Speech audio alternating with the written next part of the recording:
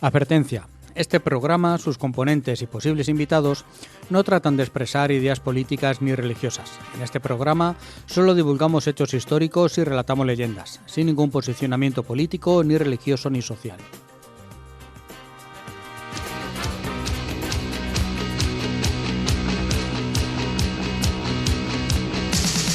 Hace mucho tiempo que se acabó, pero es que hay cosas que nunca se olvidan. Por mucho tiempo que... Estamos de fin de fiesta del pueblo nuestro pueblo, pero Del pueblo este. Santa Cruz de la Zarza, provincia de La Dios. Mancha. Hoy provincia de La Mancha, ya luego os cuento por qué. Sí. Pero hoy provincia de La Mancha. Vale, bueno. hemos terminado bien, ¿no? Ya se ha clausurado. Uy, el quitapenas este. Yo no he terminado todavía, yo tengo fiesta mañana, lunes. ¿Ah, sí? Sí. Sí, en Madrid hacemos fiesta el Joder, 9. Qué suerte. No, yo no, yo mañana curro Yo como... también, Y lo mismo tengo viaje, no lo sé. A ver. Ya veremos a ver. Que habéis comido muchas tapas y eso, y habéis ido a muchos eventos y a... No, yo he estado fuera. Es verdad. Sí, has Es estado verdad, fuera. que En tú estás recién Nottingham. llegado. He estado en Nottingham Flores. En Nottingham. En Nottingham Flores. En Nottingham Flores. Pues ¿Que muy Robin Hood no existió? ¿No? No. No. ¿Te lo han Ándale. contado allí? Allí me han contado. Digo, Ándale. vamos que toda la vida Vamos, creyendo vamos, aquí desde la vamos. pluma y ahora no. Luego nos tienes que hacer un Bueno. programa. Luego Que tendré se que hacer Robin un programa. Hood. Pues esto y otras cosas os vamos a contar en No me cuentes historias, que es el programa de hoy. Exactamente. Que se llama, que Ah. luego se nos olvida. Ah, bueno, espera. Entonces, Un médico, un corsario y de la Inmaculada un milagro. Ostras. de la evasión de Cuba van directos a Canarias y ya no van a Florida. Bueno, este programa lo realizamos Rafael García, Presente. A los mandos, Joaquín Belinchón para servir a Dios y a usted. y Juan Carlos Pacheco. El dire. Tortilla de patatas. Y normalmente tenemos 4 secciones. La última es una canción con historia. Normalmente al final, antes de las canciones con historias, don Joaquín se acuerda de alguien y no es una... Pa' bien o pa' mal, pero no, se pa' acuerda bien de o mal. alguien. Entre medias, yo voy alterando lo que era. Hoy os hablo de una cosa que os queráis y esto en esta ocasión que me toca historia de la encomienda, una historia sobre Santa Cruz de la Zarza, y lo que va en primer lugar es nuestra perla negra del señor director, que hoy va dedicada a... Pues vamos a hablar de un... Bueno, primero, Arranca Moreno. es que a ver, primero le hacen de vigía del Mediterráneo, Ujú. persiguiendo piratas. Muy bien. Y después A los le dicen, malos. tú corsario. Y al final fue Que es otra corsario. variante. Un día tenemos que hablar de las distintas variantes de pirata, corsario, Bucanero. bucanero. ¿Sabes? Que Tigretón, no todos son Pantera Rosa. no todos son lo mismo. Así es muy difícil.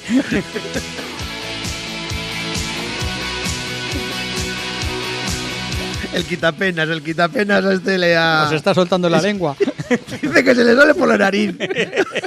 Se le ha subido pronto a la cabeza. Mira, hasta se nos ha acabado la música, así que directamente te pongo Perla la perla negra, negra. ¿no? Sí. No has dicho cómo se llama este hombre. Pero niño. Pero niño. Pues Pero nuestra niño. perla negra de hoy va dedicada o va en torno a Pero niño. Deja que ponga un poquito de música. No, si la tienes que dejar, esta déjala. Ya lo sé, pero déjame que la ponga un ratillo, ahora Ah, te la venga. vuelvo a poner.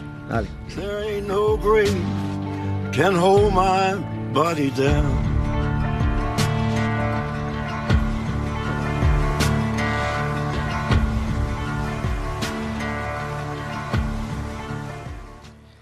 Bueno, pues como estamos diciendo, vamos a hablar de un tal Pero Niño.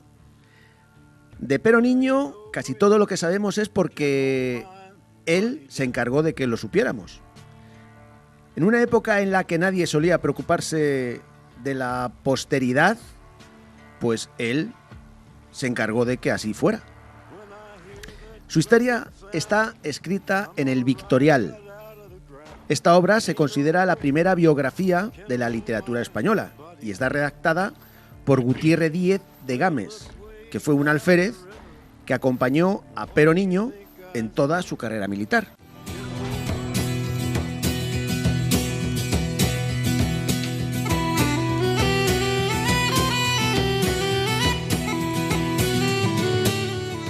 Bueno, pues Pero Niño nace en el 1378, cerca de Valladolid. No se tiene muy claro dónde... El pueblo de Exactamente, donde nació. alrededor de Valladolid nació.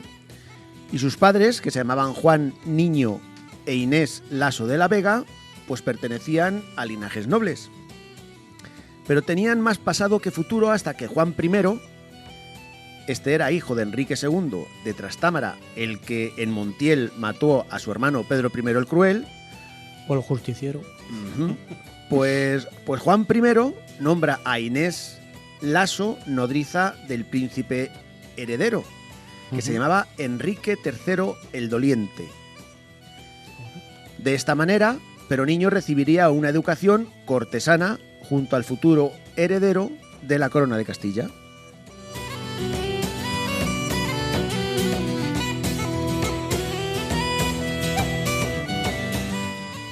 A finales del siglo XIV el reino de Castilla se extendía de norte a sur y de este a oeste, con fronteras y tensiones con los reinos de Navarra, Aragón, Granada y Portugal.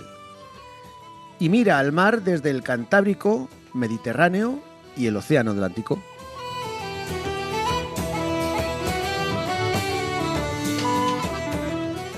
El 9 de octubre de 1390 el rey Juan I se cae del caballo que le habían regalado y muere. Así que después de un tumultuoso periodo de cambios en la regencia, pues Enrique III, su hijo, asume el poder el 2 de agosto de 1393, a los 13 años de edad, y estallan unas revueltas. Y aquí empiezan las aventuras de nuestra perla negra.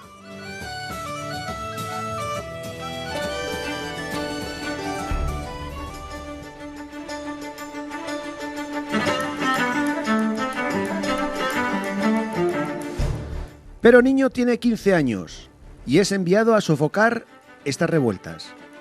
En el cerco de Gijón, en septiembre de 1394, avanza en primera línea durante la toma del castillo del conde de Noreña, con un gran éxito.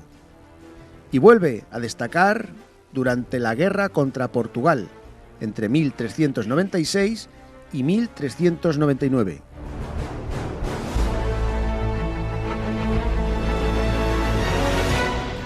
En 1399, sin tener aún los 21 años, se casa con Constanza de Guevara, pero 5 años después enviuda. Por este hecho, Niño casi enferma, pero no hay tiempo para pensar ni en duelos siquiera. O sea, no puedes llorar a tu mujer, porque el rey Enrique III le dice a perseguir piratas. En el siglo XV los piratas se habían convertido en un problema para Castilla y el rey cuenta con Niño. Niño dejó tierra firme para construir su fama sobre la cubierta de un barco.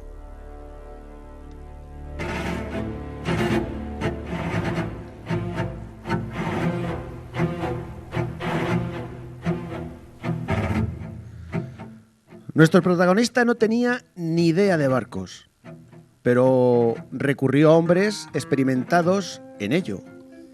Y con 2 galeras y una nao partió de Sevilla en 1404 para patrullar el Mediterráneo.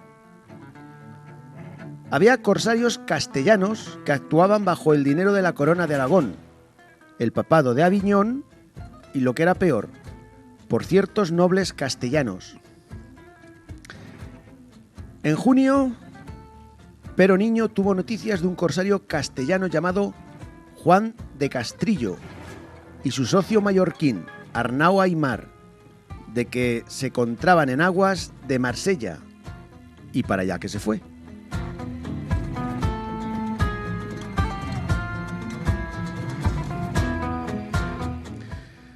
Los 2 perseguidos fueron avisados e intentaron salir a la mar, pero cuando iban a pasar la boca del puerto se encontraron de bruces con Peroniño. Los corsarios dan la vuelta para refugiarse en el puerto. A Niño el peligro le viene cuando los barcos defensores de Marsella iban directos hacia nuestro protagonista, que se encontraba en inferioridad. Siempre pasa esto. Siempre los españoles en inferioridad. En inferioridad numérica. Sí, es que Sí. lo hemos dicho siempre, siempre hemos sido poquitos. Pero vamos, ese estaba en inferioridad, pero sin miedo. Y cuando todo estaba preparado para el combate, el cismático Papa Luna, que era el jefe de la plaza de Marsella, intervino y llama a Pero Niño a su presencia. Mientras tanto, las presas a las que perseguían se fugan. Y nuestro protagonista entiende que el Papa protegía a estos corsos.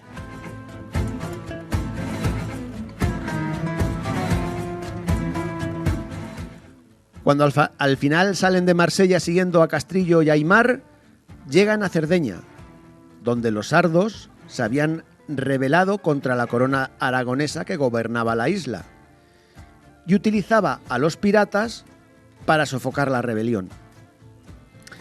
Para mantener las apariencias, el gobierno aragonés da carta blanca a Pero Niño para atacar a un pirata que se ocultaba en la ciudad de Cagliari y que había capturado un barco a unos comerciantes sevillanos.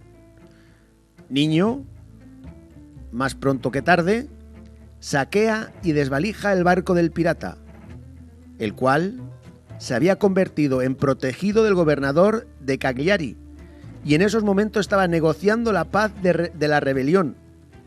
Para más inri, el barco saqueado por nuestro protagonista estaba siendo utilizado para transportar a los negociadores. Pues Qué puntería. este Qué buen hecho ojo. hizo que los sardos rompieran las negociaciones.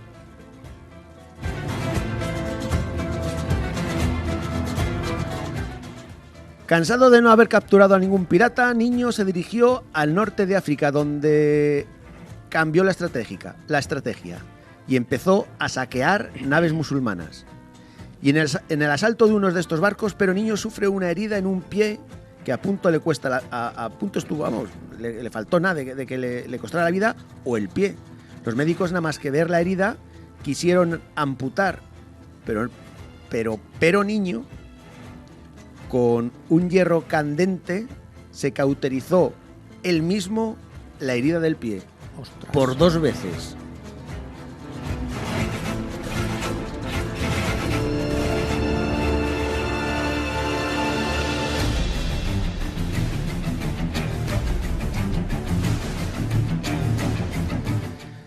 Regresa a Castilla, pero la estancia en tierra es breve. En 1405, Francia, en su guerra contra Inglaterra, la guerra de los 100 años, pide ayuda a Castilla y ésta se lo da mandando a nuestra Perla Negra a hostigar barcos ingleses.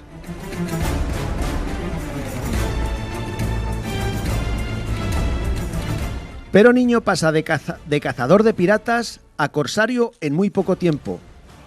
Con 3 galeras de guerra partió desde Santander hacia La Rochelle. Ahí establece su base y en la primera incursión que hace sobre posiciones inglesas pone en práctica la táctica que la hará conocer toda Europa. Ataque relámpago, saqueo, incendio y vuelta a la base para fijar un nuevo objetivo.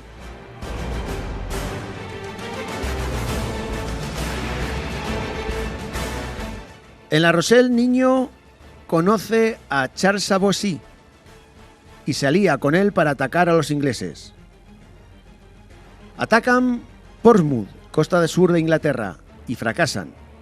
Pero Cornualles y la isla de Portland son saqueadas tras derrotar a un contingente de unos 400 soldados ingleses.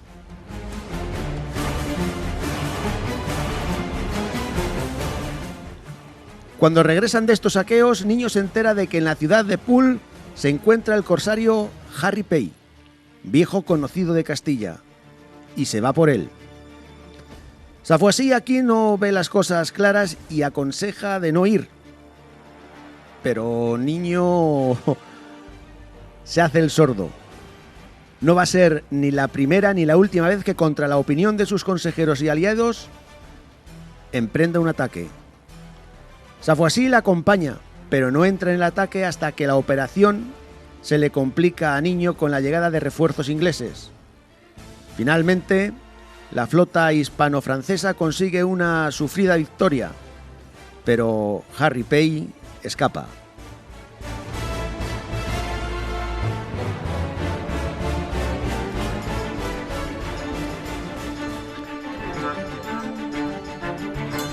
Después de esta sufrida victoria y viendo que el invierno se les echaba encima, deciden regresar a Francia. Niño está de acuerdo, pero antes quiere retomar el Támesis para llegar hasta Londres y ver la ciudad. Ahora el niño quiere hacer turismo y como el francés sabe que nuestro protagonista es de ideas fijas, Savoisy le lleva hasta Southampton, haciéndole creer que era la capital inglesa.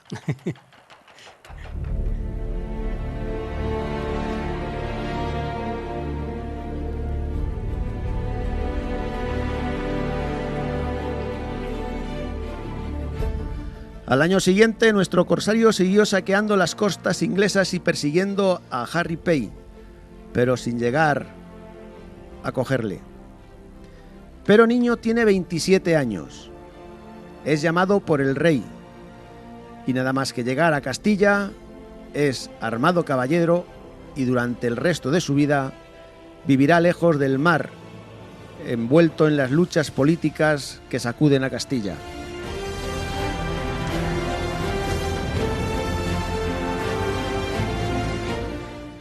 Pero hay un último episodio que merece ser recordado para que veáis la grandeza del personaje. En 1409 conoce a Beatriz de Portugal, una de las nietas de Pedro I de Portugal. Los dos se enamoran y Niño la pide matrimonio tras un largo cortejo, como ordenan los ideales caballerescos. Beatriz acepta, con la condición de que Niño no se rindiera ante las dificultades que planteaba el enlace. Y Niño cumple su palabra. Los amantes son separados y se les ordena que no se vieran. A Niño le destierran y a Beatriz la encierran en el castillo de Ureña. Pero al final, Pedro I cede y la pareja se casa.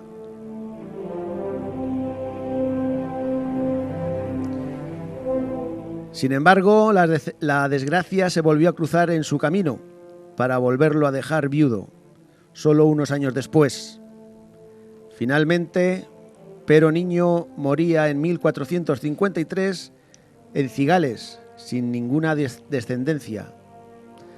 La torre que lleva su nombre en San Felices de Buena recuerda hoy su vinculación a Cantabria, desde donde partió hacia el Atlántico un día de 1405 en busca de su lugar en la historia.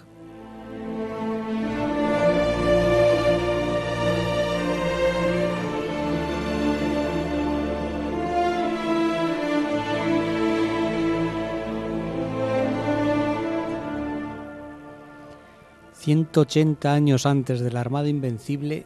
ya había un españolito por allí con 3 galeras... entrando, subiendo por el Támesis... y quemando pueblos ingleses. La idea de remontar el Támesis y llegar a Londres... es de otro español... que en 1300 siglo XIV, y algo antes, llegó hasta Londres con sus naves y quiso emularle, pero al final el francés dijo: mira, hermoso, que nos vamos a meter un lío. Que eres muy cabezón, que eres muy cabezón. Te llevo aquí a un pueblo de estos, te digo que es Londres y... Sí, es apasionante lo desconocida que es las figuras de los marinos españoles. Siempre no pensábamos que en la Edad Media Castilla tuviese armada. Tuviese marinas. Siempre hemos pensado en Aragón, los marinos aragoneses por el Mediterráneo, patata. La Armada de Castilla ya en el siglo XIV hacía temblar a Francia e Inglaterra. Sí. Siempre habíamos sido eso, y era tradicional la amistad castellano-francesa, franco-castellana, frente al inglés. A la pérfida Albión. A la pérfida Albión. Seguro que de aquella época viene Albión estaba acojonada, perdón la palabra, porque, Sí. porque ahí en el Canal La Mancha el que dominaba era Pero Niño. Exactamente. Y volvemos, lo mismo que os decía la semana pasada, es un tío de 27 años. Sí, gente muy joven. Muy joven, muy joven. Me estaba acordando Y ya se había quedado viudo, perdió al hijo también. me estaba acordando de aquel santacrucero que hablamos en los primeros programas, Pedro Menéndez de Avilés, Ah, sí. que también empezó sus correrías marineras de medio corsario frente en el Canal de la Mancha y demás. Y también acordaros que se fue con 9 años de su casa, se metió de grumete y con 20 y tantos ya llevaba una flotilla. Era el jefe. Sí, es gente pues hecha de otra pasta y con un cariz especial, con un aura, con un enganche de arrastrar gente, son líderes natos. Bueno, ¿sabes? también pienso que esto es igual como cuando ves nacer a un animal que peligra su vida, que lo primero que hace es correr. Sí, Sí. evidentemente. Entonces, la vida las de... circunstancias. Exactamente, Sí, las diría Ortega circunstancias Que hacen de antes- madurar muchísimo Exactamente. antes, a Ahora- marchas forzadas. Ahora, pues bueno, Sí, somos estamos- como somos. Estamos en una burbuja y nuestro tiempo es este. Somos nosotros y nuestras circunstancias. Ahí está. El señor Ortega. There ain't no grave can hold my Estás escuchando No me cuentes historias en Onda Plana Santa Cruz, en el Eso es. 107.4 de la FM, en directo, y también a través de ondaplanasantacruz.es. De todas maneras, como nos podéis escuchar ahora los domingos a las 4 de la tarde y los miércoles a las 9 de la noche, aparte nos podéis escuchar y nos podéis ver incluso en otros sitios, en otros lugares, ¿verdad, Joaquín? Hombre, podéis ver las imágenes que vamos colgando. Me refiero a que hay un Sí, componente visual en la narración. En YouTube, a la que subimos el programa, pues ponemos imágenes que ilustran un poquito pues, las temáticas que vamos. Qué que vamos palabras tratando. más bonitos que decís. Que seamos muy estudiosos. Le tenéis que haber visto, esto sí que nos tenéis que haber visto, los gesticos que ha hecho con la mano. Semos muy letrados. Pues, Bueno, sí, pues no. eso. Pues nos podéis ver en YouTube, en el canal No Me Cuentes Historias. Nos puedes seguir en Twitter, @No Me Cuentes Onda, en el muro de Facebook, No Me Cuentes Historias, en Spotify, también No Me Cuentes Historias, y en nuestro iBooks, ¿verdad?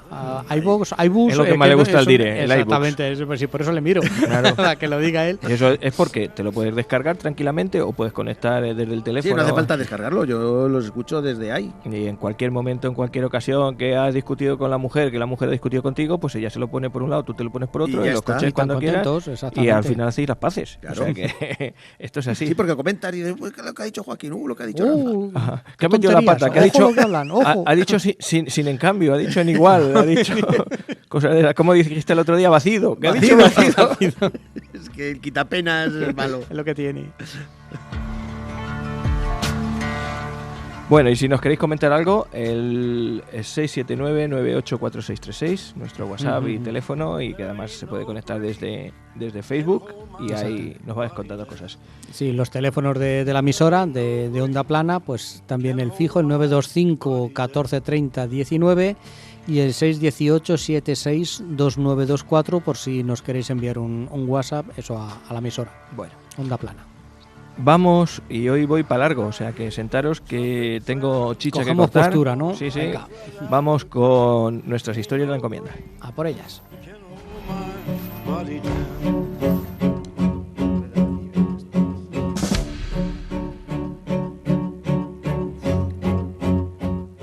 Seguro que hoy me da tiempo a darle la vuelta a las canciones estas un par de veces, y eso que duran 12 minutos, porque tengo mucha chicha que Si colgar. la historia la merece, las veces que hagan falta. Si se nos va largo la cosa, me cortáis. Pincha, agárrate. Bueno, pues os quería hablar, como os he dicho antes, de un médico que tuvimos aquí en 1700, en la época de los 90, pero de 1794, 96, 98. Aquí estaba un médico que se llamaba Cayetano López Vizcaíno. ¿Por qué es importante Cayetano López Vizcaíno? Porque ha habido otros médicos también en el pueblo y a lo mejor no los reconocemos. Pues por una sencilla razón, porque a Cayetano le dieron un premio en la Academia de Medicina de Barcelona por una tesis que hizo, una disertación sobre el tratamiento de la viruela. Es decir, en 1794 en Santa Cruz de la Zarza hubo una epidemia de viruela, él la trató de una manera un poco que se salía de los cánones que hasta entonces estaban establecidos, y eso le llevó a ponerlos negro sobre blanco y presentarlo a la Academia, donde le dieron un premio. Por hacer, como a ti te gusta, Joaquín, poner en contexto la cosa, os voy a hablar primero de la viruela, que es una de las enfermedades más mortales que ha habido y que se conocen. Actualmente creo que está erradicada totalmente, con lo cual no es tan grave hoy en día, pero hace unos siglos era muy, muy, muy mortal. Y a lo largo de la historia ha sido la más mortal. Exactamente. ¿Más que la peste? Sí, Sí. bastante más. La Hablamos- peste es un periodo de tiempo muy corto, muy mortífera en ese periodo tan corto de tiempo, pero la viruela es que es desde la noche de los tiempos, entonces... Sí. Incluso ha servido para extinguir, no extinguir, sino darle caña, por ejemplo, a los indios americanos para extinguirlos. A ver, no se hizo adrede, pero los españoles al llegar a América llevamos la viruela. Sí, y los ingleses en mantas. Tú ya estás inmunizado, tú no, pero si das con alguien que no es portador de ningún antivirus, te lo cargas. Y eso fue lo que pasó en América. Murieron muchos indios Extinción. por el contacto con otras gentes españoles que sin saberlo lo llevábamos, o los ingleses que sí lo sabían y lo llevaban adrede. Bueno, pues tenemos, para que sepáis, la viruela pues se caracteriza porque da fiebre, da letargo, da somnolencia.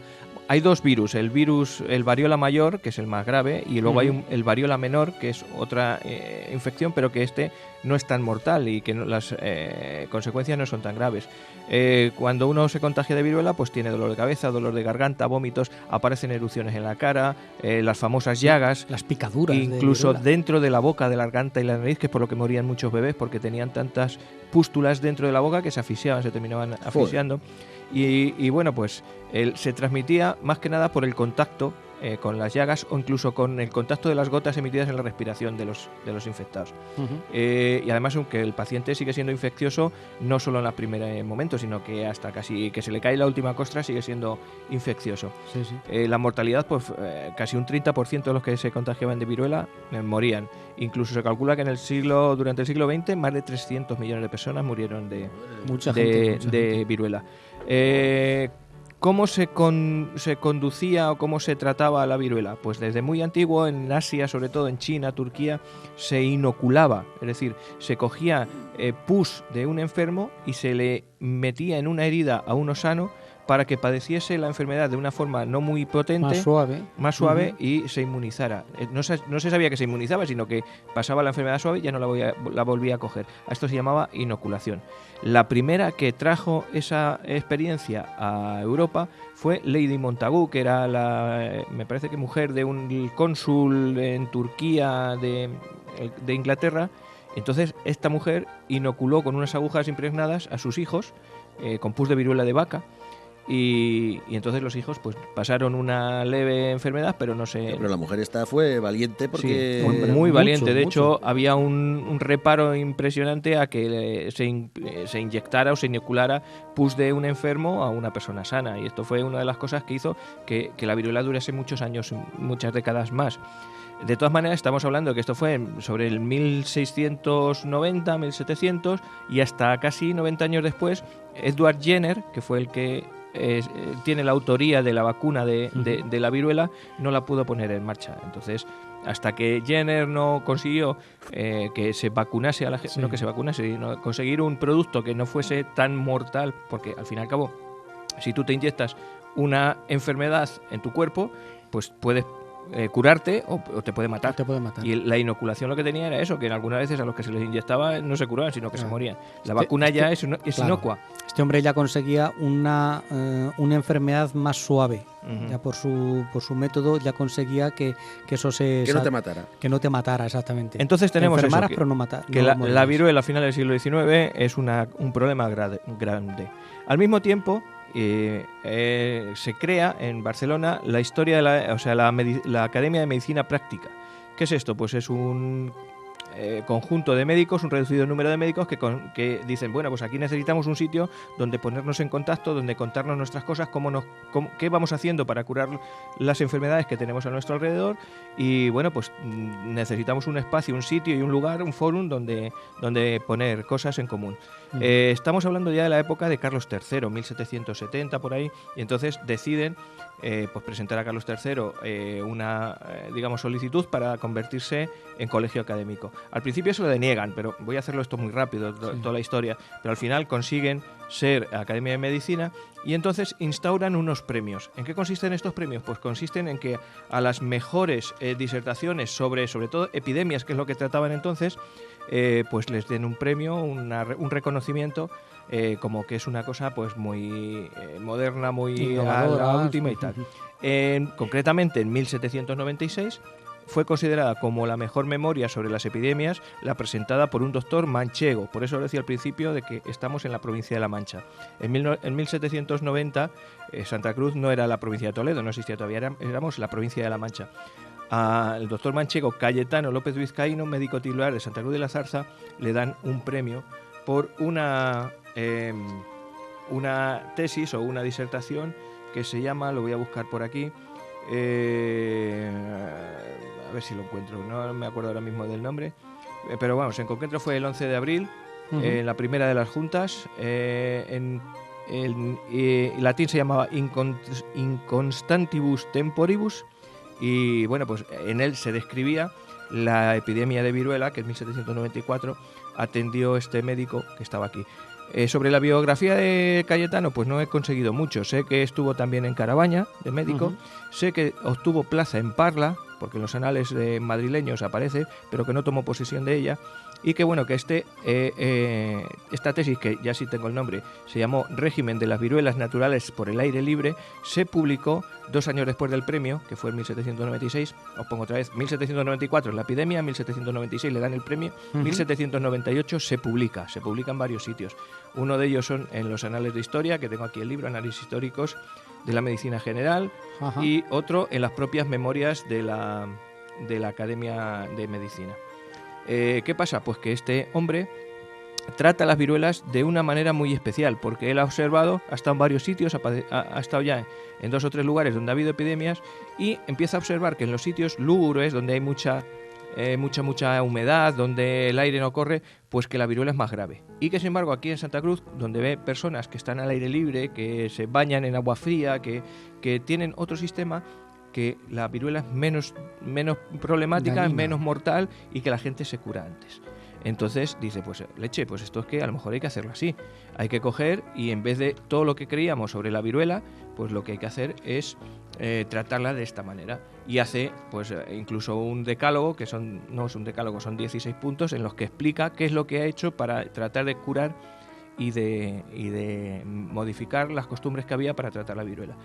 Entonces realmente he encontrado lo que él escribió, desde la primera letra hasta la última, y he hecho un resumen, a lo mejor me sale un poquito más largo de lo debido, de qué es lo que dice, porque entre otras cosas describe muy bien cómo era Santa Cruz y cómo era su gente y qué es lo que había aquí en 1794.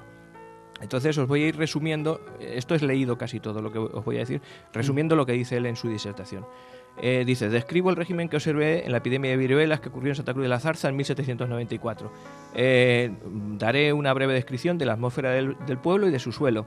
La fuerza de toda atmósfera, y en esto se basa su tratamiento, hace que de un mismo contagio formen no solo superficies diversas, sino que también los resortes den mayor o menor actividad al contagio. Es decir, que depende de en qué sitio estés, según el clima, la viruela es más o menos fuerte.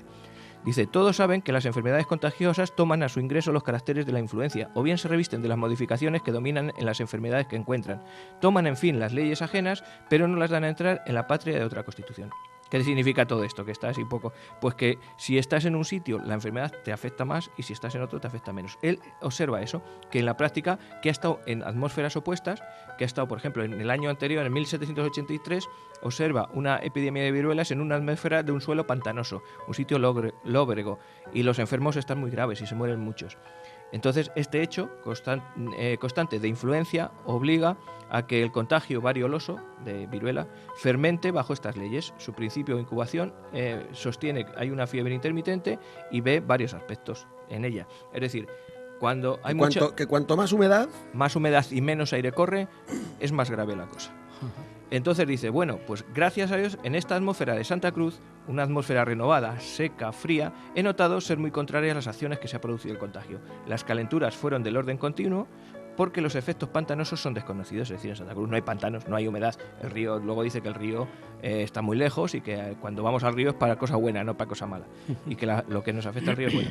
Y que trata con quina, sobre todo, el tratamiento de la viruela, lo que da es quina. La quina en esta atmósfera elástica era el medicamento más arriesgado y de mayor fortuna. Y ahora os voy a leer un parrafillo un poquito largo, pero que describe muy bien cómo era Santa Cruz. Tiene esta villa su asiento donde, terminando las inmensas llanuras de la Mancha, toman principio las vertientes de las cuestas y quebraduras que conducen las aguas al Tajo, el que dista 2 leguas al norte de esta villa. Os recuerdo más o menos que 1 legua equivale a lo que camina una persona durante 1 hora, es decir, unos 5 kilómetros. Evidentemente sí, el río nos cae a eso. Esta distancia liberta a los zarceños, no santacruceros, nos llama zarceños, de las malas influencias del río. Solo reciben sus beneficios buscándolos con prudencia por ser los límites de su término y se liberan de los baños. Únicamente las nieblas de otoño e invierno suelen ocultar el sol algunas horas del día más sereno, pero es muy rara a la vez. Su horizonte es de los más despejados y dilatados de esta provincia. No tiene más límites que los que les ponen los puertos de Fonfría. Aquí sí que me he despistado un poco porque no localizo el puerto de Fonfría, que está a 20 leguas al norte. Tenemos a hablar ya. Ostras, pero sí. A unos 100 kilómetros debe ser ya. Claro, el puerto. A ver, está el puerto de la Fuenfría en Madrid, que está al oeste de Navacerrada. 20 leguas, que son 20 por 5, 100 kilómetros. Sí. Pues ahí estamos. Ese es el famoso aire de Matacabras. Ese. Dice, es abundante de aguas dulces, cosa no muy común en esta provincia, siendo todos sus manantiales que corren por fuentes. Para el gasto común del pueblo tiene una fuente con 5 surtidores abundantes. Está hablando de los caños. ¿Sí? Es la más gruesa de todas las aguas. Gruesa significa que tiene mucha cal. Porque cuando hablamos de aguas gruesas nos referimos a la cal. Pero saludable y acomodada para el gusto de los habitantes. Cerca del pueblo hay otra fuente de agua más pura que cuece perfectamente las legumbres y pone espumoso el jabón, circunstancia que falta a la primera. En medio de este defecto, usa de ella un pueblo de 6.000 almas con mayor robustez. Es decir, estamos hablando de Santa Cruz con 6.000 habitantes y con 2 fuentes, la del Gramón, supongo que es una de las que habla, las y la Fontanillas, el Cañejo, sí, que tenemos varias. Claro. Con el mismo tipo de agua pueden ser todas esas, pero con agua distinta puede que sea el Gramón. No lo explica muy bien. Bueno. No hay cerca arroyos, pantanos ni bosques que puedan comunicar sus efluvios. El suelo de la población es sobre lastra, piedra, arcilla, arena y almendrilla. La inclinación es extenderse en la ladera que tiene todo su plano mirando al norte. Están empedradas las calles y las lluvias corren con precipitación sin que haya estaciones ni balsas. Abunda de legumbres y frutas que surten parte de las huertas del pueblo y parte la vega del Tajo. Los vecinos son puramente labradores que cultivan toda especie de trigo, especias, viñas y olivas. Las circunstancias dichas se reúnen y mantener una atmósfera limpia, seca, fresca y renovada. Los vientos soplan de toda dirección, pero particularmente dominan más de las regiones australes. Hablamos del sur, ¿no? Austral, sur. Sí. De donde sopla más de las 3 partes del año. El temperamento es favorable, temperamento se refiere a la temperatura, y los que habitan gozan de este benigno influjo. El temple dominante es frío y seco, y jamás se notan calores excesivos. Eso sería entonces, ahora ya sí que lo notamos. Pero ni el calor ni el frío en sus respectivas estaciones son dañosos a la salud de los moradores, con tal de que no estén mezclados con humedad. Solo las lluvias son las que desproporcionan el equilibrio de la salud pública, porque el temperamento manchego vive en la mayor fortaleza y robustez, bebiendo agua salobre, respirando aire seco, sea frío o cálido, y comiendo pimientos. Debe ser una cosa muy potente. Además, luego nos habla, cuando, no sé si me dará tiempo, pero cuando habla de lo que les da de comer, dice que descarta las sopas y los caldos y todas esas cosas, y lo que tienen que comer es gazpacho, que es lo más sano y lo que les cura, porque es más fresquito y tiene más salud. En cuanto de la gente de Santa Cruz, dice, los naturales son robustos, de buena estatura, ágiles, de color más blanco que moreno. Muchos tienen el pelo de color de oro, otros muy negro, pero el común es castaño. Son de genio agradable, de rostro y ojos halagüeños, vivaces, afables, risueños en su conversación. Saben por natural inclinación desentenderse de los resentimientos. Son sociables, ejercen la hospitalidad, son sobrios y contenidos en los licores. Las enfermedades que padecen son simples, todas del orden catarroso, de exceso de rigidez en la fibra y movilidad en el nervio. Pudiera extenderse dando mayores nociones de sus particulares indisposiciones que están comprendidas en dichas líneas, pero me parece suficiente esta sucinta narración para que en el intento a que me dirijo sea correcto. Fueron regulares las estaciones de los tiempos desde el otoño anterior soplando los aires del septentrión. 9 años habían pasado sin haberse manifestado viruelas en la villa, por lo que estaba preparada para tenerlas más de una tercera parte de la población. Se hallaba la Constitución sana hasta que en la mitad del mes de febrero de 1794 se manifestó el primer virulento, propagándose en breve el contagio por todos los barrios, sin que me pudiese servir de las ideas de don Francisco Gil, la que en los años anteriores me fueron útiles, estorbando por 2 ocasiones la epidemia. Es decir, que el médico anterior seguramente sería Francisco Gil, que es en 1794, en febrero, cuando comienza la epidemia, que había 9 años anteriores que no había habido epidemia, y con lo cual pues ya había muchos que estaban vacunados y que, bueno, pues que se encuentra con esto. Incluso nos dice de dónde... ¿Él estaría vacunado también? Pues no se sabe, pues no lo pone, pero además él tiene la suerte de que uno de los primeros contagiados, ahora lo voy a contar, fue su hijo, y por eso vence muchas de las trabas que había. Incluso nos dice de dónde viene el contagio. Trajo al pueblo el contagio un sano que las había pasado en su niñez. Estuvo en Tarancón, pueblo 3 leguas distante de este. Me está mirando Joaquín como diciendo, un taranconero tenía que ser. Y entró en una casa contagiada en donde hizo poca mansión, y a los pocos días de haber estado allí se manifestó en los hijos la incubación, cuyo hecho prueba en los vestidos que traía enredado en los vestidos el veneno. Mi propósito es exponer sencillamente las ideas de que me valí para curar la epidemia. Entonces aquí ya entra en sus observaciones, en su pensamiento y en cómo los trata. Lo primero que hace es que hasta este momento había una división en 2 partes de la enfermedad, la viruela benigna y la viruela maligna. Él dice, no, esto no es así, lo voy a dividir en 3. Primero están las viruelas de reacción natural vigorosa, las de reacción disminuida y de la reacción aumentada excesiva. Es decir, encuentra 3 tipos de enfermos. Los redacta y dice, a lo largo de la tesis, cómo los trata cada una de ellas. No me voy a extender mucho en cómo lo hace, pero las define perfectamente. Unas son así, las otras son asá, y da los síntomas que tiene cada uno de los diferentes tipos. Por ejemplo, en los de reacción excesiva, dice, las señales catarrosas daban algún día antes un anuncio de la incubación, acompañado por toda la carrera. Los dolores de cabeza y cuerpo, la hinchazón y turgencias de venas, rubicundez y lagrimeo de ojos, tos con bastante irritación y destilación, eran las circunstancias con las que se presentaba la enfermedad, de modo que más parecía fiebre de sarampión que de viruelas. Eso, por ejemplo, en cuanto a la que os digo que era reacción excesiva. ¿Y cómo dice que hay que curarlo? Dice que hay que curarlo sobre todo con aire renovado, que lo más importante aquí es que el aire corra, que fluya, que no se encame al enfermo, que no se le meta entre sábanas y que sude, esa no es la circunstancia, que la circunstancia es que en cuanto pueda que salga a la calle, que respire, y que si no puede que se le ponga cerca de la chimenea, no para darle calor, sino porque el aire circula mucho más. Al haber calor, el humo sale por la chimenea y hay una circulación de aire mucho más grande. Entonces, por ejemplo, hablando de esto, dice, el aire libre en las plazas y campos, fresco o frío, según corra, puede obtener sin disputa el segundo lugar después de la inoculación. Ahora os hablo de la inoculación. Y si combinamos la repugnancia nacional a esta práctica con los admirables efectos y ventajas que se alcanzan por el comercio abierto del aire libre, podrá tener derecho a la mayor estimación y preferencia entre el pueblo y los médicos.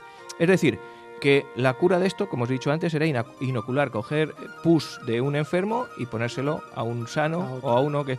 Entonces eso tenía mucha repugnancia en la época, tenía mucha oposición. Ahora también. Sí, pero bueno, ahora ya te ponen una vacuna que viene a ser lo mismo, claro, pero y no hay no tanta. lo ves. Entonces dice, bueno, pues entonces lo que hay que hacer es, la segunda cosa mejor que se puede hacer si no inoculamos, pues tiene que ser pues que corra el aire. Así, literalmente. Ningún método en toda clase de enfermedades está exento de víctimas, aunque sus patronos exageren sus efectos. No soy opuesto a la inoculación, me inclino a sus ventajas y la hubiera puesto en práctica si el pueblo se hubiese inclinado a ella. Estaba para ponerla en ejecución, es decir, iba a empezar a inocular, pero la casualidad hizo que estando para inocular a unos 20 que pude conquistar, por desgracia se murió en pocas horas el niño al que le iba a sacar el veneno. Qué mala pata. Se encuentra con esa mala pata. Entre tanto, pues entonces, claro, sí, ha convencido a unos cuantos para inocularse, para que no se contagien, y se muere del que le iban a sacar, y entonces pues dice, pues la hemos cagado. Pero sin embargo tiene otra parte en la que tiene un poquito de suerte. Dice, en esta provincia de La Mancha he adelantado por mí cuanto he podido el desterrar muchos abusos, oponiéndome con constancia a todos cuantos había tolerado mis antecesores. Constancia he tenido, pero al fin, a poca instancia, he logrado vencer a un pueblo que ha olvidado las antiguallas en las que estaba educado. Es decir, los médicos anteriores, por quitarse el muerto, decían, bueno, que le des un caldo, pues dale un caldo, pues que sude, pues que sude. Y este dice, no, vamos a hacer las cosas bien. Le cuesta mucho trabajo, pero tiene un golpe de suerte. Dice, la del año 1788, anterior, en un pueblo sobre el que gozaba de un superior influjo, es decir, que tenía más influencia él como médico, que me dio motivo para aprovecharme de los instantes favorables y cerciorarme que el arte en la curación de las viruelas es más feliz, portándose tan sencillamente como los infelices lo hacen, entregándose a los brazos de la sencillez y la naturalidad. Desde este momento he creído que el monstruo varioloso se ensangrienta a proporción inversa de la conducta, con que se le trata. Solo ejerce su tiranía e ingratitud con quien se le ofrece regalo, aseo y hospitalidad. Se amansa con la sencillez, la ventilación y el poco artificio. ¿Qué significa esto? Que la gente que tiene muy poquitas cosas, que duerme en el suelo, que está al aire libre, que no tiene casi una cama, que lo que hace el muchacho con viruelas lo saca, se cura antes, él observa que se cura antes que el que es una cama noble, que le ponen allí 2 doncellas, que le dan el caldo, que lo tienen metido entre mantas, que le... Entonces dice, no, lo que hay que hacer aquí es sencillez. Es decir, que en cuanto puedan salgan a la calle, que corra el aire, que se bañen, porque si está muy enfermo, ¿cómo le vas a bañar? ¿Le hay que darle agua caliente? Pues no. Entonces dice todo eso. Y entonces ya llegamos al punto en el que está en Santa Cruz. En la del año 94, la epidemia, no hubiera tenido tanta abierta libertad si no hubiese ayudado la fortuna a mis determinaciones. Me hallaba fortalecido de las verdades relativas a este objeto, cuales había premeditado el desviar inconvenientes que sucesivamente se encadenaban. Estoy hablando de lo de antes, es decir, tenía previsto inocular a 20 y se le muere el muchacho. En un pueblo de tan grande extensión y vecindario como este de Santa Cruz de la Zarza, en donde apenas se ve el rostro a la pobreza, es decir, no estábamos tan mal, y totalmente se desconoce la desnudez, formaba este obstáculo que tenía que remover, estando precisado a obrar y ejercer el arte con las más seguras máximas conocidas, debiéndolas presentar a un pueblo con un aspecto muy opuesto a las ideas de todos los vecinos, sin excepción alguna. Es decir, que va a hacer algo que el pueblo no quería. No le convencía. El ejemplo de mi casa dio a la conducta general. ¿Y qué pasó entonces? Se infestó de los primeros mi hijo, de 3 meses de edad, a quien estaba para inocular. Cuando le atacó la infección común, de modo que por poco no se halló con el contagio natural y artificial. Es decir, no le había inoculado, con lo cual la gente no podía decir, claro, como lo has inoculado se ha puesto malo. No se ha puesto malo, se ha puesto malo antes. Entonces, fue acometido en principios de marzo con vientos australes y les puse al aire abierto desde el primer instante, haciéndoles sacar de casa y que en brazos de una criada saliese indistintamente como cuando estaba sano. Y solo dejó de salir los días en que los sanos no podíamos salir a la calle. Y entonces no podíamos apartarnos de la chimenea, en donde permaneció él sentado o echado sobre una tarima, dándole la libertad que permitía a su genio de andar por la casa. Es decir, nada de estar encamado, que se mueva, que respire. Desde vida normal. Sí. Vida normal. Desde este instante se vencieron todas las dificultades, que de otro modo habrían sido insuperables, viendo que sus viruelas, aunque fueron de las más confluyentes que hubo en la epidemia, fueron de las más benignas. Se desvaneció de la creencia de los espectadores aquel peligro que tenían concebido. Es decir, que la gente pensaba que si salía a la calle, que si no sé qué, que si no sé cuántas, pues poco menos que se iban a morir. Y claro, al ver al muchacho, al hijo del médico que iba, claro, que venía, que les sorprendió la idea y la creencia, entonces les exaltó el entusiasmo y entonces en esta porfía el médico toma y dice, pues mira, a partir de ahora la oportunidad, claro, hacemos esto. Y dice, este feliz éxito tuvo la curación de mi hijo, pero si se hubiese desgraciado, tendría la misma suerte infeliz que la inoculación que intenté. Es decir, que si inocula y se le mueren, estamos en la misma. Este golpe acertado fue la causa de vencer a un pueblo que de otro modo fuera invencible para las fuerzas de un monarca. Es decir, que el hombre tuvo suerte. A partir de este momento la disertación habla de cómo trata las camas, lo que os digo, las camas de los virulentos que había que poner debajo de la chimenea para que corriera el aire. Habla de cómo hay que darles de alimento y bebida. Dice que el mejor alimento de todos, más que los caldos y esas cosas, las frutas y legumbres, y que lo mejor, en vez de cocido, agua, vinagre, aceite y sal y ajo majado. ¿Eso qué es? Pues ni más ni menos, añadiendo un poquito de pan, que un gazpacho manchego, y además que es el alimento que tomábamos aquí. Que el agua, que nada de aguas hervidas ni de aguas cocidas, agua de la fuente y fría, nada de aguas calientes. Que las aguas naturales de la fuente con que estaban criados al temple que emanan cada estación sea la común bebida, es decir, que beban agua de la fuente, que sean bebidas frías. Añade lo que decíamos antes de la quina. Que nada de practicar sangrías, que era una cosa que hacían antes. Sí, eso era que el pan nuestro, sí. Que los sudores que antes decían, es que tiene que sudar mucho, por esto hay que arroparle mucho porque el sudor expulsa el veneno. Que nada, que no, que para las viruelas lo que había que hacer es quitarle ropa y echarle a la calle. Que cuando el agricultor podía salir a labrar, su hijo, que estaba contagiado por viruela, también podía salir a la calle. habla también de los baños, habla de los laxantes. Y hay una cosa aquí que me resulta muy curiosa que dice: he visto a los muchachos de 12-15 años bañarse en los arroyos en que estando en incubación y completa erupción, habiendo sido sus viruelas de índole benigna. Finalmente aconsejé de esta epidemia que bañasen generalmente a todos los niños de constitución delicada, a los encanijados y catécticos, que llaman así en este pueblo al raquítico por haber mamado leche preñada. El encanijado es de aquí de Santa Cruz. Y así va describiendo, por ir dándole a esto un poquito de vida, va describiendo cómo trata la enfermedad.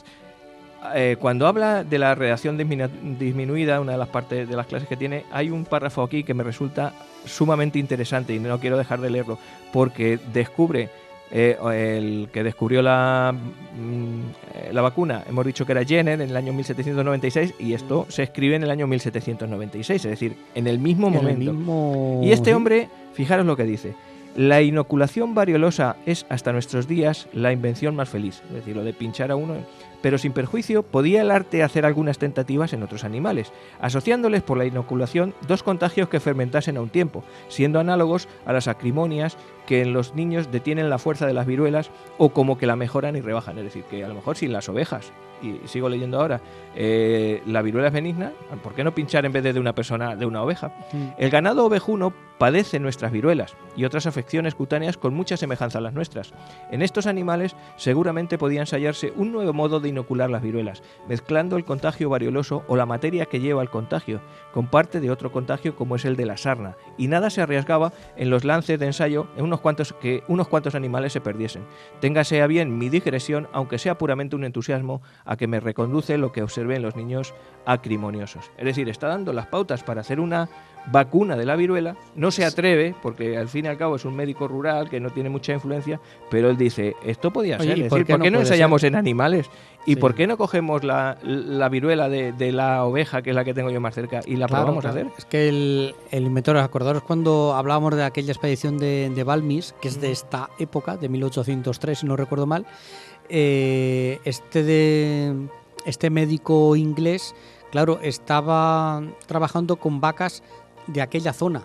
No valía para exportarlo al sur de Europa. Entonces había que buscar otros métodos que valiesen otros animales, y claro, nuestro médico santacrucero se estaba fijando en los animales que había por aquí. Oye, aquí vacas no hay, a lo mejor tiene que ser con ovejas, ¿sabes? Pues para terminar ya, el final de la disertación, ya digo, hay un decálogo, que no es un decálogo, son 16 puntos en el que lo que él ve como puntos a tratar o de tratamiento de la viruela, y todo esto se premia en la Real Academia de Barcelona, donde había médicos influencias, y además una Real Academia muy influenciada por la Real Academia de París, que entonces era la Sorbona llevaba la batuta. Y entonces pues es una cosa que me parece muy importante, que tenemos ahí un poquito no en el olvido, sino a lo mejor que no conocido, y sin embargo este hombre hizo aquí. Yo no tenía ni idea. Yo no lo conocía. A mí lo que más me gusta es ese detalle de pasada, pero hablar del pueblo. Oye, y cómo las condiciones de vida, pues a ojos de un médico, tampoco eran tan malas. Dice que en Santa Cruz se vive bien, y que lo que pasa es que hay que tomar lo que tienes aquí, los aires que tienes aquí, y dice que muchas veces, que se tratan las enfermedades, pues eso, los que tienen mucho dinero lo metes en la cama, 10 mantas, edredones, no sé qué caldo, y que la gente que está durmiendo en una estera porque no tiene otra cosa, o en la paja, que la viruela es menos virulenta, que es menos perjudicial, es menos mortífera, que hay que tratarla así. Eso es lo importante. Sí. Es decir, las enseñanzas que recogía. Así muy que, bien. Bueno, aquí tenemos muy a nuestro... chulo, muy interesante. No conocía yo este personaje. ¿Y se llamaba? ¿Cómo se llamaba? Cayetano López Vizcaíno, médico titular de Santa Cruz de la Zanza, provincia de La Mancha. Murió aquí y se fue. No tengo, ya has dicho, de la biografía he encontrado muy poquitas cosas. Pues desde aquí ya llamamiento a ponerle una al calle. Ayuntamiento a ponerle una calle. Por Dios, por supuesto, claro que sí, lo trataremos. Mismamente, a lo mejor dentro de poquitos días que tenemos una reunión con algunas personas. Exactamente. Hablamos de él.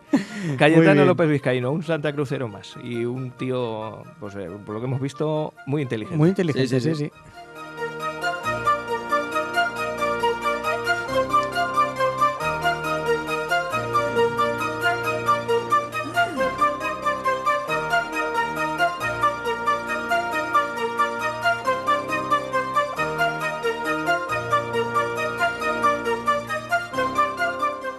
Bueno, y si os ha gustado esta historia de Sí. nuestro médico particular, no os perdáis ahora lo que tenemos hoy directamente en Hoy nos acordamos de. Nos vamos a acordar de un milagro, ¿no? De El un milagro con todas sus letras, sí. Pues es un milagro contrastado. Espera que vamos a hacer una introducción de esas chulas.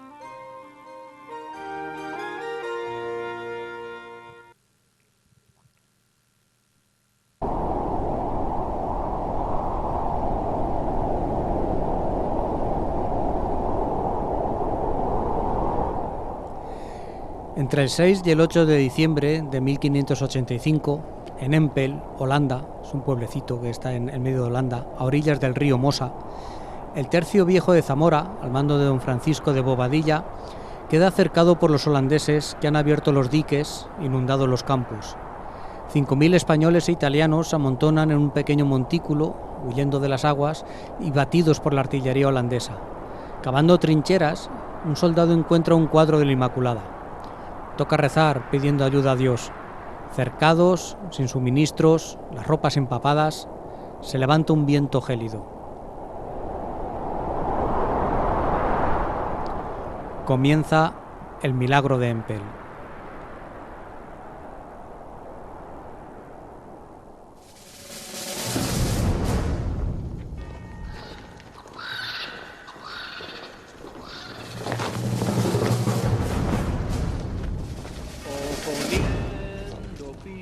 A caballos, enfrentando arcabuces a piqueros, con el alma unida por el mismo clero, que la sangre corra protegiendo el reino.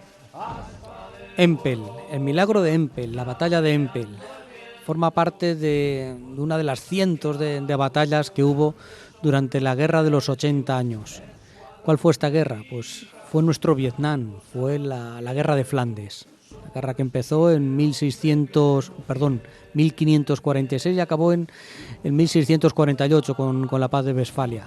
Fue la sublevación de las Provincias Unidas, la actual Holanda, frente a su rey natural, que era Felipe II. Todo venía de atrás, todo tiene, como todas las cosas en la historia, tiene unas raíces. Nos tenemos que remontar a los tiempos de su padre, de Carlos V, nuestro Carlos I, y al origen del protestantismo. Se juntan las dos cosas, se juntan unos territorios con unos príncipes que desean más autonomías, que desean desligarse de la autoridad de su rey, del emperador, y se junta con una religión que empieza poco a poco a despuntar, como es el protestantismo. Con Carlos V, que había heredado, con Carlos V confluyeron no sé cuántas ramas históricas por parte de sus abuelos, los reyes católicos, España, América, el sur de Sicilia, bueno, pues Sicilia, Nápoles, el milanesado, y por parte de eso venía por su madre, Juana I, los abuelos, los reyes católicos, y por parte de su padre, Felipe el Hermoso, por su madre heredó la Borgoña, heredó Flandes, y por parte de su padre heredó el imperio. Por parte del abuelo por parte del abuelo Maximiliano. El caso es que nos encontrábamos todos bajo el mismo paraguas: España, América, Italia, Alemania y Flandes. Flandes es lo que hoy viene a ser Holanda, Bélgica y Luxemburgo. Pues las provincias holandesas se movieron a la rebeldía en aquellos años, y empezó una guerra ya en tiempos de Carlos V, en principio una guerra religiosa por la libertad religiosa. Ellos querían ser protestantes, estar desligados de la Iglesia de Roma, y a su vez desligados de Carlos V. En un principio no era ese el movimiento, no era un movimiento de acabar con la dependencia del rey, pero se acabó convirtiendo cuando estos reinos, en una decisión que muchos historiadores no terminan de entender bien, Carlos V los deja a su hijo Felipe II. Dice, bueno, eso es lo más normal. lo más normal o no, porque todo el imperio alemán lo dejó a su hermano Fernando. No todo tendría por qué haber sido heredado para Felipe II, porque Flandes estaba muy lejos de España. Era un camino muy difícil de recorrer, llevar tropas, llevar suministros, simplemente comunicarse con Flandes. Sí es cierto la relación que había desde la Edad Media entre Flandes y Castilla, pero no es menos cierto que por mar había que cruzar por aguas francesas y aguas inglesas, y por tierra también había que cruzar por territorios que en un principio podían ser considerados hostiles. Eso abrió un camino, que un día le haremos un monográfico, el camino español, que subía desde Génova, Milán, cruzaba los Alpes por Suiza, por la Alsacia, la Lorena, por los cantones católicos de Suiza, y llegaba hasta Flandes. 1000 y pico kilómetros que los españolitos tenían que hacer andando. Este es el camino que hizo el Tercio Viejo de Zamora, que en un principio estaba acantonado en Portugal. Era de las tropas que utilizó Felipe II en la guerra que tuvimos, mini guerra que hubo para tomar Portugal. Guerrilla. Guerrilla, sí, una guerrita pequeña, porque no se atrevieron los portugueses a la guerra de las naranjas. Fue la guerra de cuando murió el rey Sebastián de sí. Portugal en Alcázarquivir. Que dijo Felipe II, voy a ser rey de Portugal. Voy a ser rey de Portugal, porque en verdad era heredero, sí, era heredero. Tenía era su tío. Los mismos derechos, exactamente. El sobrino. Exactamente. La madre, hay que tener en cuenta que Felipe II, su lengua materna fue el portugués, no el español. Su madre era Isabel de Portugal, que estaba casada con Carlos V. Entonces, una de las tropas que utilizó era este Tercio Viejo de Zamora, formado eso por zamoranos que estaban acantonados en la zona de Huelva esperando a entrar en Portugal. Estas tropas fueron llamadas a Flandes. La rebelión se iba extendiendo y hacían falta picas en Flandes, con lo difícil que es poner una pica en Flandes. Ahora entendemos el porqué de esa frase. Embarcaron de Barcelona, subieron a Génova y caminito para adelante, pim pam, los 1000 y pico kilómetros que haya hasta Flandes. En Flandes se estaba en aquel momento dirigiendo las operaciones españolas uno de los grandes, Alejandro Farnesio, el rayo de la guerra, un auténtico crack de los ejércitos que teníamos.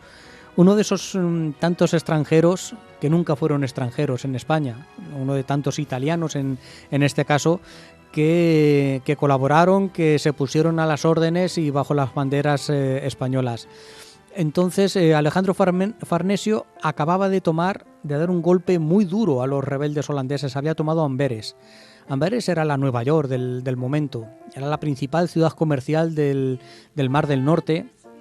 Era un auténtico emporio comercial y lo habíamos tomado al asalto, y ahora era el momento de seguir avanzando hacia lo que hoy es Holanda, que entonces se llamaban las Provincias Unidas. Porque no pensemos que toda Holanda de un día para otro se hizo protestante. No, Alejandro Farnesio acudió en ayuda de ciudades holandesas que querían seguir estando bajo la autoridad real y que seguían siendo católicas. Esto es para entender un poquito el por qué luego ese milagro. Ocurre lo que ocurre. Estás poniéndolo en contexto. Exactamente, poniéndolo un poquito en contexto. Las tropas de Alejandro Farnesio, donde se encuadra nuestro maestre don Francisco de Bobadilla y su Tercio Viejo de Zamora, tiran para adelante, suben para arriba y van avanzando hacia Holanda. Holanda, vamos a poner las coordenadas geográficas. ¿Qué le pasa a Holanda? Que está llena de diques, llena de un terreno ganado al mar. Es un pueblo que son ingenieros natos, porque han ido ganando terreno año tras año, siglo tras siglo, han ido ganando terreno al mar. Eso hace que el terreno sea muy pantanoso, sea tendente al barro y lleno de... Que para la viruela mala cosa. Mala cosa, malísima. Entonces hay unos ríos enormes, muy caudalosos, y uno de ellos es el Mosa, y otro de ellos es que es un nombre raro en alemán, es una especie de afluente del Rin. Claro, un afluente no son los ríos españoles, no es el Tajo aquí cuando bajamos a Villamanrique, no, es más bien el Tajo a la llegada a Lisboa. Son auténticos brazos de mar. Pues por allí pasaban nuestros soldaditos, en busca de camino de las ciudades holandesas católicas que pedían la ayuda a Alejandro de Farnesio. Todo ejército sabe que hay que guardar sus flancos y tiene que dejar tropas más o menos en retaguardia cuidando el camino de su logística. Los abastecimientos tienen que llegar a las tropas de vanguardia, entonces hay que ir dejando tropas por el camino para defender estos puestos. Pues, ¿Cuánta gente iría para ir dejando en tantos kilómetros? Unos 20 y tantos mil en la expedición que mandó Alejandro Farnesio con un general maestre, no es nombre, no es general, que ahora mismo no encuentro el nombre, es un maestre alemán, maestre de campo, así, Carlos de Mansfeld, es un alemán católico. No todos los alemanes eran protestantes, había muchos en el bando imperial que eran católicos. Pues este mandaba la expedición y dejó en su camino, pues dejó al tercio viejo de Zamora, lo dejó en la localidad de Bompel. Bompel, pues es una localidad que está que linda al sur con el río Mosela y al norte con una serie de diques, una zona, a ver, sin mucho interés estratégico, pero bueno, había que tenerlo controlada para que no entraran por allí los holandeses. Los holandeses ¿qué tenían? Que conocían el terreno como la palma de su mano. En este caso no tanto el terreno sino los diques y los ríos, y tenían su armada, sus barcos preparados plenamente para el movimiento que tenían para aquellos terrenos. Había barcos de un calado normal de 3-4 metros con su quilla, con su barco normal, y tenían otros panzudos que servía para moverse por los terrenos inundados. Los españoles íbamos a pie o a caballo, no teníamos armada en aquel momento allí. Pues los holandeses, aprovechando su superioridad naval, dieron un golpe de mano, tomaron un par de diques, abrieron las compuertas y dejaron cercado al tercio viejo de Zamora. Cercado, vosotros poneros un poquito en situación, un terreno inundado, un terreno que es todo llano, que apenas si hay elevaciones, y de buenas a primeras, porque es romper un par de diques, se coge y se inunda. Entonces tienes a los soldados corriendo, huyendo hacia los montículos que había, con el agua como mínimo hasta las rodillas, cuando no hasta la cintura, buscando algo elevado donde poder colocarse. Y encuentran ese montículo en una lengua de tierra que se llama Empel, un pequeño montículo que se llama Empel. Un montículo de 8 o 10 kilómetros de largo por nada, unos cientos de metros de ancho. Y los holandeses meten sus barcos, meten su armada con sus cañones, sus arcabuces, y empiezan el tiro al blanco. El tiro a la perdiz, directamente. Las tropas españolas no tienen dónde guarecerse y los barcos holandeses los van rodeando. Era una especie de, ahora os vais a cagar.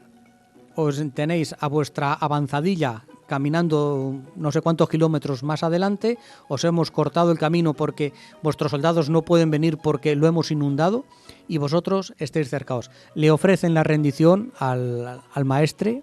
Y no hay manera. Les dice que la infantería española no se rinde, que ya hablarán de rendición después de muertos. Las bravuconadas españolas que de tan quijotes como somos, pues muchas veces nos salen estas por mis narices me cojo y me quedo. Y así hicieron, se clavaron literalmente al terreno. Todo esto empezó el día 6 de diciembre. El día 7 se ponen a cavar trincheras en ese pequeño montículo. Todo esto los holandeses bombardeando, pim pam, eso, tiro al blanco, porque los españoles no es que no les pudieran contestar, es que había muchos concentrados en un espacio muy pequeño de terreno. Había eso, 5.000. Difícil no acertar. Españoles o italianos, exactamente, les salían baratos los tiros porque casi siempre acertaban. Cuando lo difícil en aquella época era acertar, no había los medios de puntería que había ahora. Todos cercaditos, todos rodeados, todos con el agua hasta las rodillas o más arriba, empapados, sin posibilidades de tener víveres, de nada. Hay un intento de los españoles, de esa vanguardia que mandaba Carlos de Mansfeld, de echarles una mano, decir, oye, vamos a ir con barcazas a tratar de salvaros en cuanto lleguemos. Envió a un espía español para decirle, oye, que van a venir los nuestros montando en barcazas, en cuanto lleguen, subiros a las barcazas y nos largamos de aquí, pies en polvorosa. Los holandeses también... Y todo esto remando, claro, porque no había lancha de motor. Tenía que ser remando. Los holandeses se enteran, también tienen su servicio de espionaje y les queman las barcas. Entonces vuelve el espía español, va para allá, vuelve para acá, con el agua hasta la cintura, el muchacho, oye, que no hay escapatoria, que no hay salida.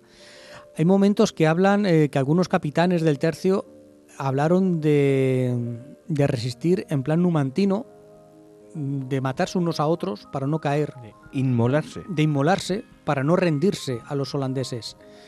Su honor le impedía la rendición. Era peor la rendición que la muerte.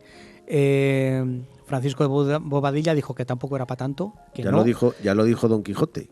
Una retirada no es una huida. No, una retirada a tiempo a veces es una victoria.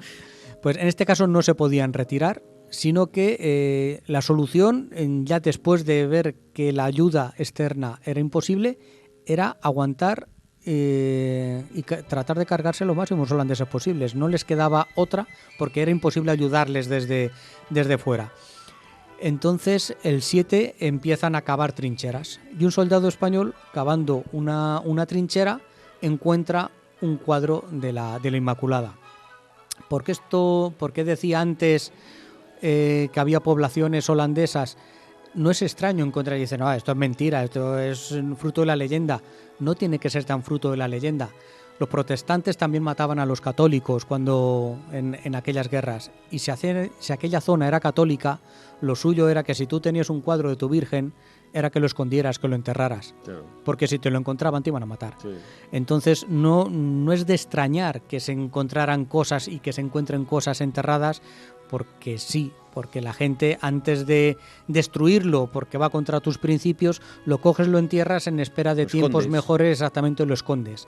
Pues aquel soldado español lo recuperó, estaba nuevecito, por lo visto, claro, se ve que lo habían enterrado hacía muy poquito, y pues fruto del fervor del momento se organiza una misa, un Te Deum que dicen, y chicos, vamos a rezar a la Virgen, que esto es lo que nos queda.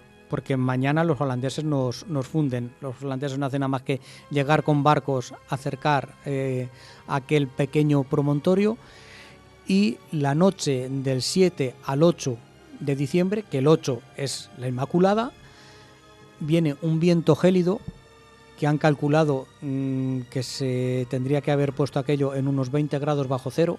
Joder de Dios. Y heló el río. Y eso no es leyenda. Heló el río, heló el mar, porque aquello estaba ya a pie de mar. ¿Qué pasa con eso? Que aparte de que los españoles mueren como chinches, porque mueren congelados, porque estaban empapados, ¿qué pasa? Que los barcos holandeses se quedan aprisionados. Ya no tienen ventaja sobre los españoles. No tienen ventaja en el sentido de que los españoles se dan cuenta, a las 7 de la mañana se dan cuenta de que los barcos están atrapados, de que pueden ir andando por encima del río y atacar los barcos holandeses. Ostras, es nuestro momento. Se pone la espada vizcaína en los dientes y se tiran hacia los holandeses. Por aquella zona no es tan normal que se hiele el mar, que se hielen los ríos. Ahora mismo, que he estado viendo documentales ahora mismo hay una ermita en Empel que recuerda aquel momento, porque es zona católica, sigue siendo zona católica, y recuerdan a la gesta de los soldados españoles. Está el montículo allí. Está el pueblo y está la ermita. Pero el montículo... Sí, el pequeño montículo. ¿Existe? Sí, existir. Todo existe.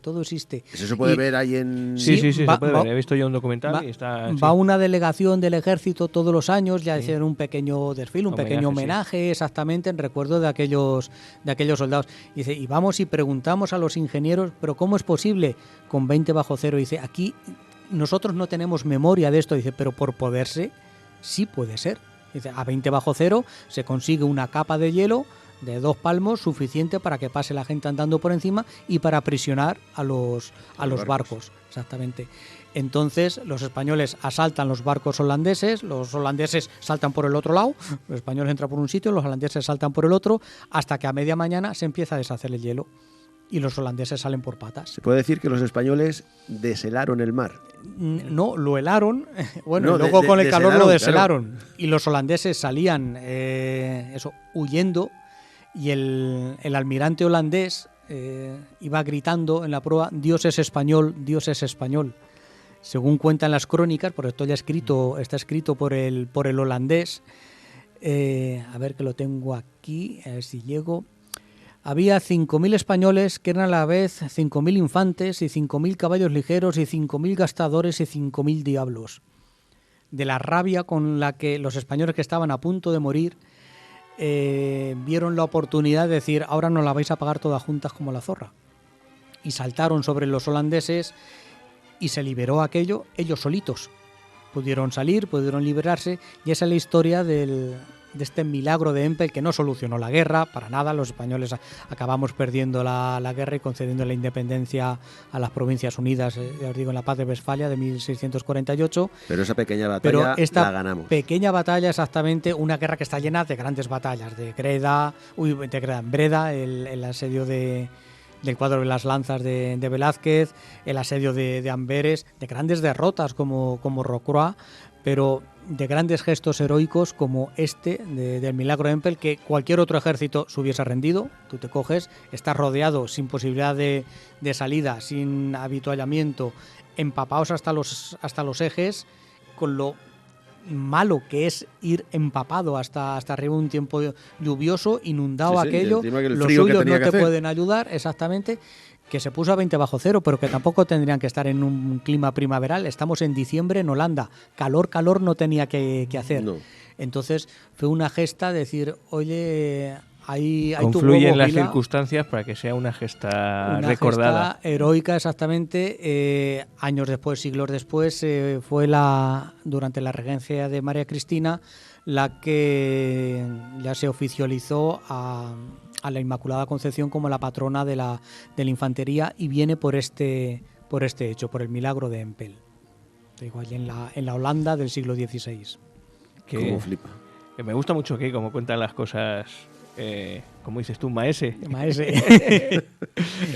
Y no soy especialista, sí, pero me mola mucho cuando descubrí este hecho. Digo, ostras, mandan narices el valor que le echó aquella gente, que se podían haber rendido tranquilamente y no les hubiera pasado nada. Era lo más fácil y lo más razonable. Y eso, en la respuesta del maestre don Francisco de Bobadilla, los españoles... Que más de alguno le diga: me cago en tu muerto. No tienes otra cosa que hacer. No tenías otra cosa que... Pues no, los españoles nos rendimos, hablamos de rendición después de muertos. Me cago en la leche, qué cabezón de hombre hay que ver. Pero al final lo consiguieron y salieron de aquello. Salieron, claro, vemos la parte heroica, lo que os decía, no sé cuántos cientos de muertos por congelación, porque si se hiela el agua del mar, tú que estás empapado de agua también te hielas. Muere por tu reino, vive por la paz en este gran imperio, nunca habrá derrotas. Bueno, pues como hemos estado hablando de los tercios de Flandes y hay que poner una canción con historia, yo dije la semana pasada que te había reservado una. No es del tiempo de los tercios, pero sí que habla de Flanders. De Flanders, porque así es el título de la canción, pero de Flandes porque es la zona. Ajá. Y es una canción que escribió un soldado, un coronel médico, John McCrae, perteneciente al cuerpo expedicionario canadiense, que estaba... Iba a decir, este aragonés no es. No, era canadiense. Estaba desplegado con sus tropas durante la segunda batalla de Ypres. Ypres es la segunda ciudad más importante de Bélgica, creo. Y entonces, el 3 de mayo de 1915, McCrae vio morir a su íntimo amigo Helmer, y entonces compuso un poema cuando observó lo mortífero, lo malo que era la guerra. y sin embargo las amapolas que crecían alrededor de las cruces de los caídos. Y lo llamó En los campos de Flandes, in Flanders Fields. Y salió esta cancioncilla, que bueno, ya digo, es un poema que luego han titulado, una canción muy chula. Que habla de Flandes y de guerras.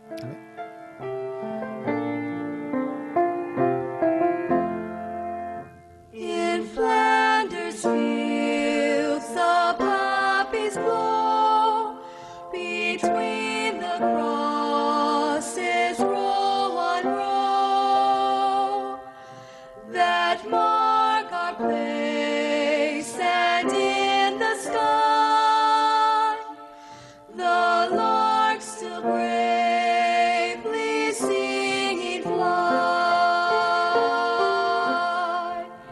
Scarce heard amid the guns below, we are the dead short days ago. We lived the dawn, saw sunset glow, loved and were loved, and now we lie in Flanders fields, in Flanders fields, and now we lie in Flanders fields. Take up your quarrel with the foe, to you from failing hands we throw. The torch be yours to hold it high. If ye break faith with us who die, we shall not sleep, though poppies grow.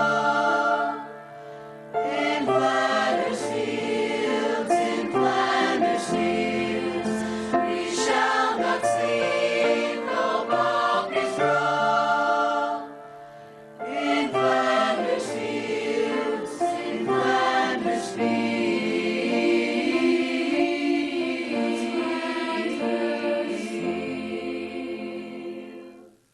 Bueno, pues este era el No lo he poema. entendido, pero muy emotiva. Pues oye, podéis buscar Pues perfectamente. tengo yo aquí la a traducción. las gotas santas que las Qué mujeres... irreverente, qué irreverente es este hombre.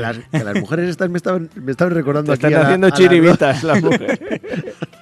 Bueno, pues si queréis buscar la canción, se llama en Flanders Fields, en los campos de Flandes, Flandes, y ajá. es un poema y la traducción está y se puede buscar, es chulísima. Y esta canción que estoy poniendo ahora significa que nos vamos. Oh. Sentimos otra vez mucho que Carlos no pueda dormir porque está escuchándonos. Nos vamos Pues otra ya que vez se de ponga el tiempo. programa a otro momento. Claro, ¿no? Porque en teoría nos puede escuchar como estamos en directo a las 4 de la tarde del domingo. Y los miércoles a las 9. A las 9 de la noche. Lo repetimos. exactamente. Así que... Y en iBooks lo puede escuchar a cualquier hora. Pues eso, Carlos, señor. que te lo pongas a otra hora. De todas maneras, nos metemos mucho con él. Llevamos 4 o 5 programas metiéndonos con el pobre Carlos. Le queremos mucho. Pero con cariño, Sí, sí, exactamente, le hombre, con queremos mucho. cariño. Bueno, señores, que la semana que viene nos vemos otra vez. Claro que sí. Vamos a vernos otra vez.